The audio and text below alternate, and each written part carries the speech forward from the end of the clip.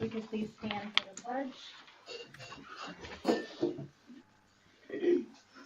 I pledge allegiance to the flag of the United States of America and to the republic for which it stands, one nation, under God, indivisible, with liberty and justice for all.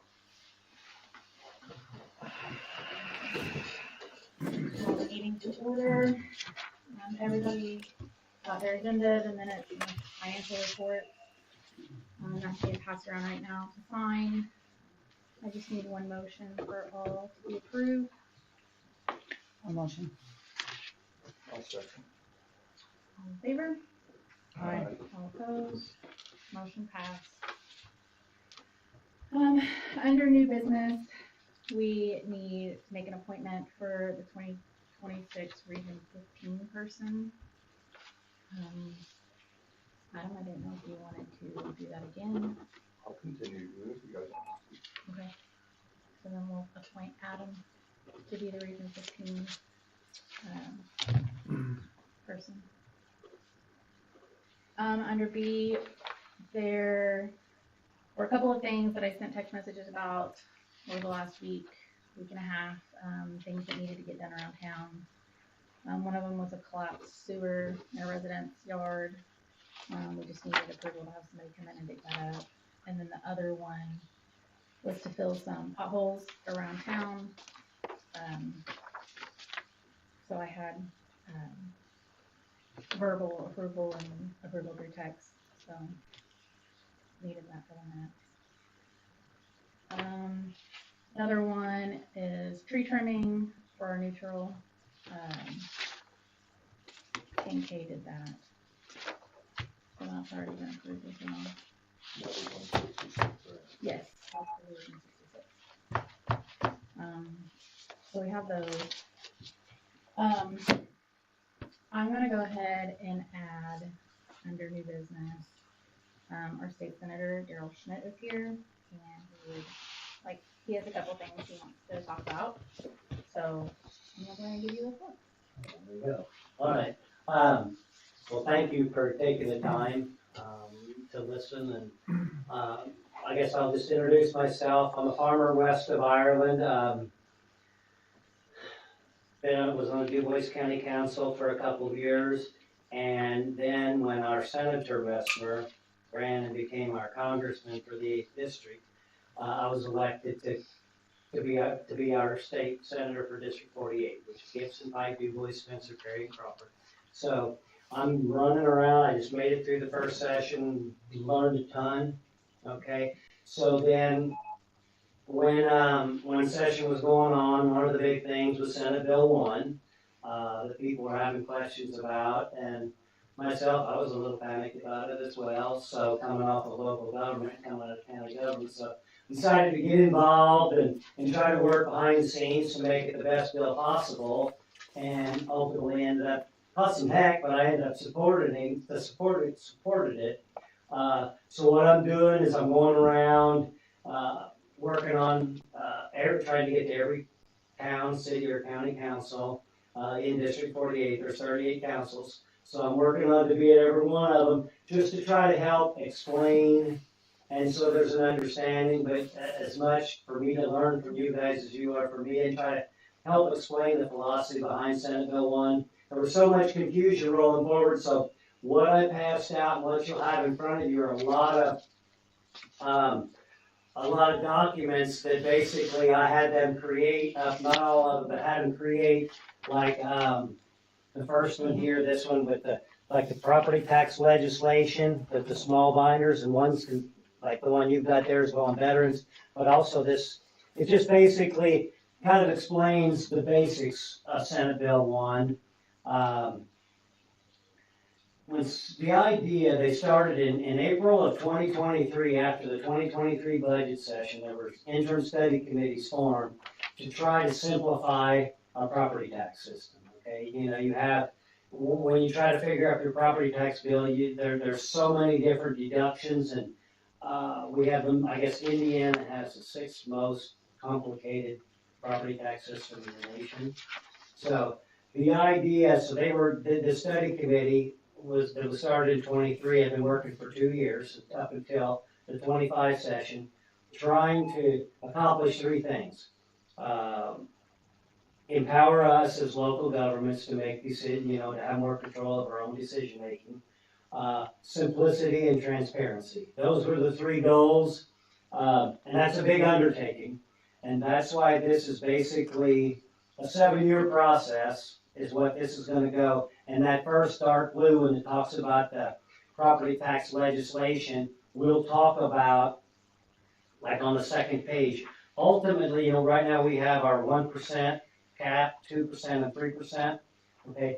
Ultimately, by the time we get to year 7, and it's gradual, and it shows that in the one, but by the time we get to year 7 to 2031, our assessed value on our homes, like say they have a home worth $150,000, okay?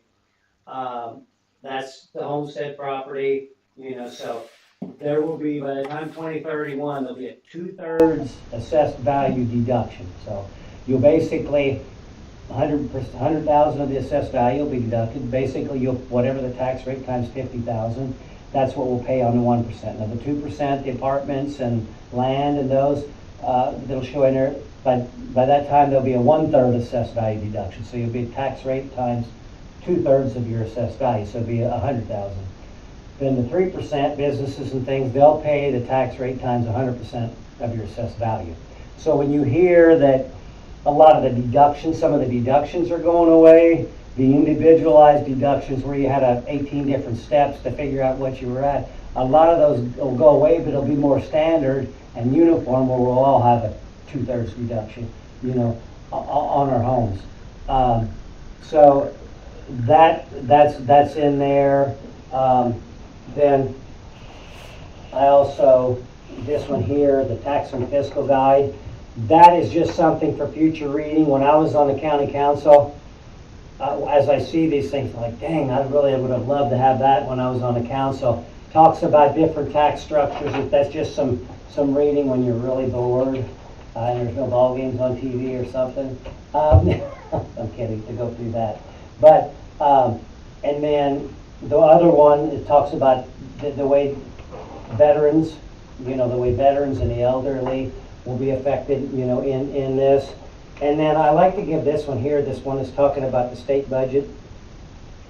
And the pie chart up here shows, I like this for a point of clarity. Whenever you hear people talking about Medicaid cuts, waste, fraud, and abuse, and people get confused and they think you're just trying to pick on people that are less fortunate, and that's not really what's going on. In 2019, pre-COVID, the state budget, 52% of the state budget was for education, okay? Now that percentage went down to 47% of the state budget, even though education funding over that time has went up $10 billion. The percentages went down. So then if you look down the next highest one there, Medicaid is 22% of the budget. In 2019, it was roughly 9-point-some-odd% of the budget. And our Medicaid was $5 billion. The state of Indiana was a $5 billion budget item, okay? 83%, I think, of Medicare and Medicaid is actually a federal project, okay? Federally funded, okay? The state's portion is 17%. But so in 2019, it was a $5 billion budget. Now it's $10 billion. So over the 5 years, for whatever reason, it's doubled, okay? So, and whenever they talk about waste, fraud, abuse, that doesn't mean that there's some abuse of the system by individuals, but that is only one of the factors.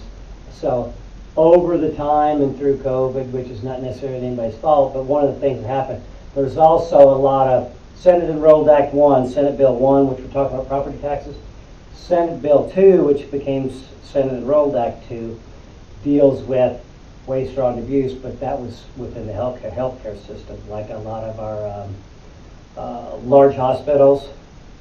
We've got some non-profit hospitals that aren't necessarily acting like non-profit, not-for-profit hospitals. So there's a lot of things that go into that, and insurance companies, so it's a total thing. So when you hear that, there's actually a goal of trying to increase the efficiency so we're actually able to provide funding for the people that need it and deserve it. Okay, so there's just some good information on that I wanted you guys to have.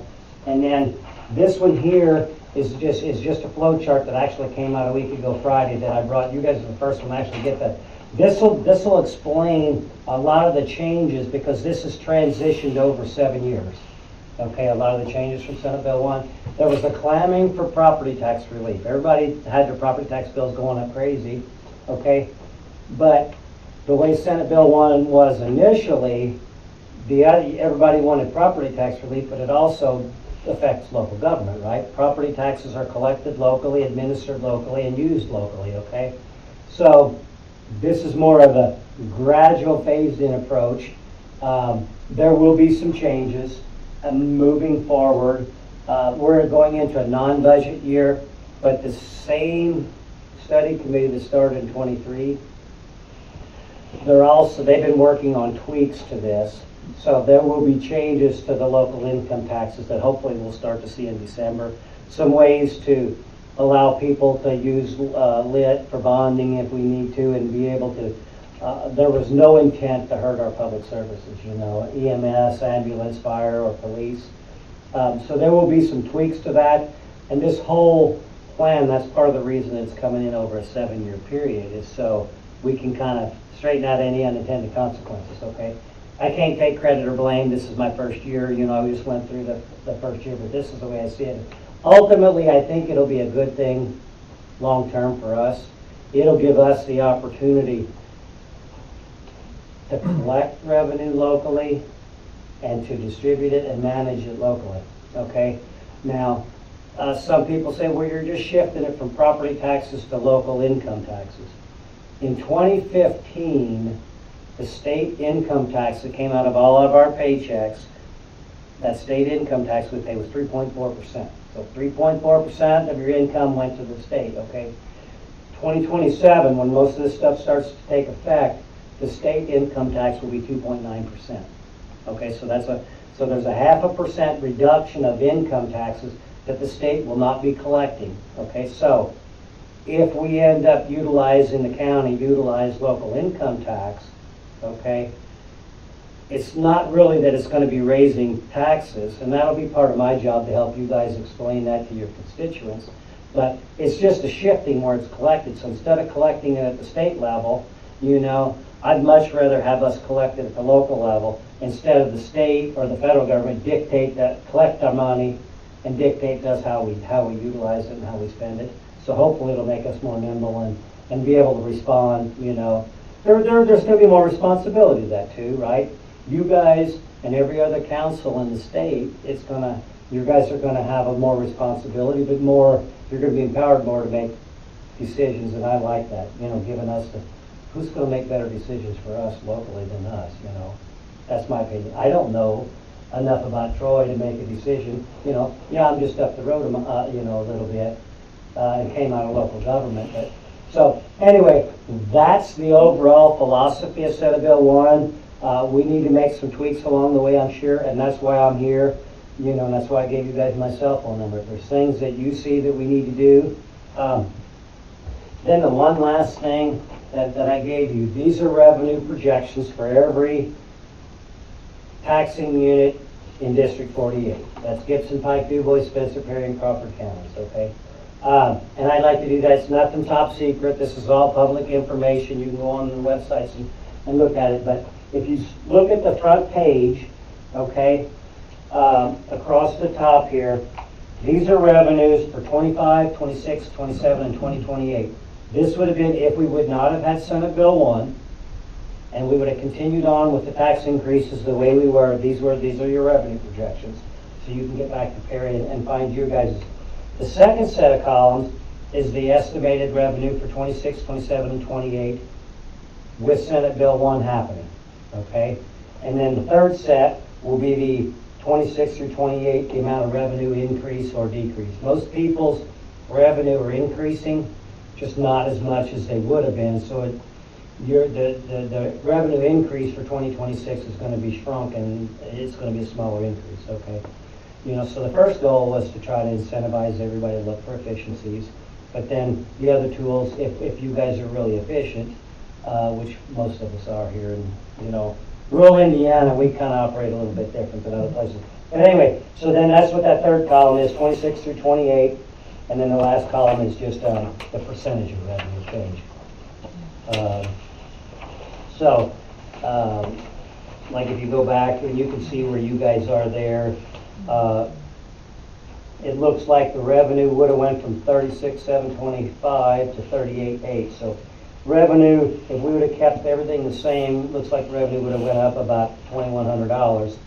Now, if you go over to the third column, it's going to go up, or the third set, 1,037 for 2026. So basically, the revenue, because of Senate Bill 1, dropped to about $1,000 is what it is. Now, and if you go out and go out to the right side, it's showing basically 2.8% increase, or yes, in 26, and then a little over 5 the other time. So kind of what it basically did is it kind of took the rate of increase and kind of shrunk it down a little bit. And these are the best projections that we have now, but this is, for you guys' comparison, just so you can project.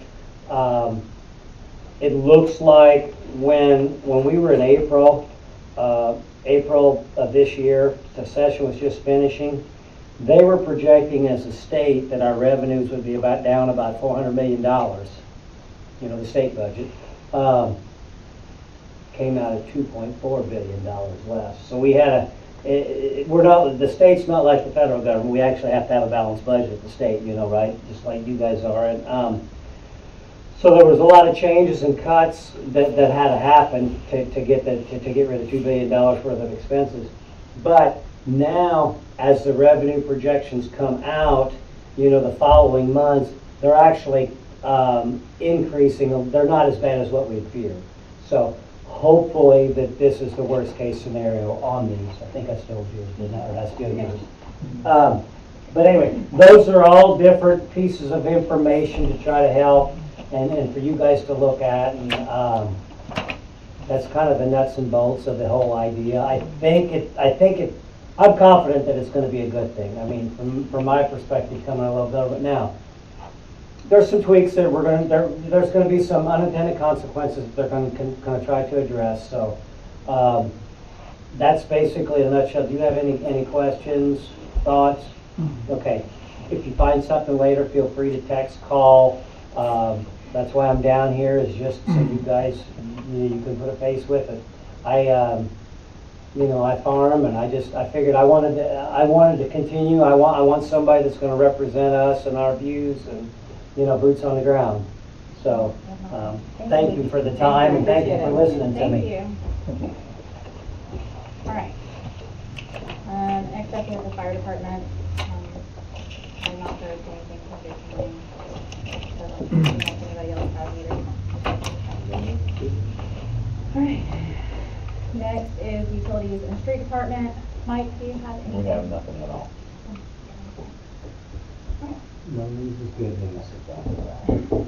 Thank you for volunteering your time for me. You're welcome. We're so glad to see you back at work. You're very welcome. Next is me. All I have for this month is just I want to acknowledge our volunteers that came and helped when the Tri-State Food Bank was here on the 6th.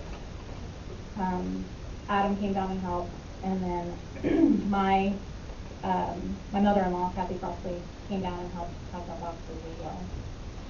So that's all I have. It did. It was a good day, I thought. Adam, do you have anything? No. Brett's not here. Brandon, do you have anything? I don't think so. Look at some cones or something, not too bad away. Okay, and I'll do that first thing in the morning. Take anything, just keep the kids off it. Yeah. I forgot to tell you on that. Yeah, we'll get some in the morning. Definitely. Jade? Yes. I was behind, sorry, and I did forget them.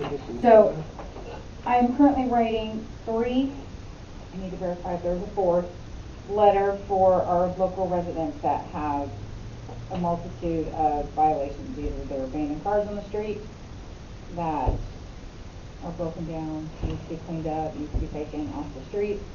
And we have a few properties that need to be cleaned up, in general. So I have the letters, I have the codes, I need to get that out into the mail. So I'm going to shoot, giving you a copy and getting those in the mail before the end of the week. Okay. If there's another residence that comes up or anybody sees it, please let me know while I'm copying those letters. Anything else? No. Background, do you have anything? No. We don't have any more business? No more correspondence? What? Oh, yeah. I just need a motion to adjourn the meeting. If nobody else has anything. I'll make the motion. Second? All in favor? Aye. All opposed? Motion passed. Our next meeting will be December 10th at 6 p.m. Thank you everyone for coming. I need to walk on the top of that one too.